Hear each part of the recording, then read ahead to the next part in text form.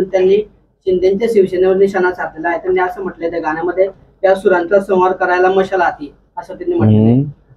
काय ते सुरांचा संवार करायला मशाल ते हाती असं त्यांनी म्हटलंय। शिंदेच्या शिवसेनेवर निशाणा साधलेला आहे गाण्याच्या माध्यमातून। ते गाणं लावून गाण्यामधनं काय निशाणा साधला जात नाही। लोकसभेला बघितलेलं आहे त्यांनी, लोकसभेला ज्या पद्धतीनं फेक नॅरेटिव्ह सेट झाले त्यामुळे मुस्लिम बांधवांची आणि अन्य घटकांची मतं त्यांना मिळाली, म्हणून ते गाण्यापर्यंत तरी पोहोचलेले आहेत। जर ही परिस्थिती विधानसभेमध्ये अशी राहणार नाही हे देखील त्यांना कल्पना आहे। आणि मला असं वाटतं की गाणी बिणी ही लॉन्च होत राहतात, पण 1 महिन्यापूर्वी शरद पवार साहेबांनी जी स्टेटमेंट दिली ती खरं आपण सगळ्यांनी बघितली पाहिजे। मी बघितलेली, आम्ही सगळ्यांनी बघितलेली आहे। ते काय म्हणाले की मुख्यमंत्री पद हे संख्याबळावर ठरतं, पहिलं संख्याबळ येऊ दे, म्हणजे संख्याबळ येण्याची खात्री नाही। दुसरं ते असं म्हणाले की कुठच्याही पक्षाच्या माणसानं मुख्यमंत्री मी होणार आहे असं समजून चालणार नाही, म्हणजे तुम्हाला कोण मुख्यमंत्री नाही हे लक्षात आलं।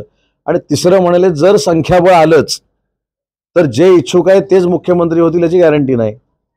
त्याच्यामुळे गाणी किती लॉन्च झाली तरी पवार साहेबांनी याचं उत्तर दिलेलं आहे।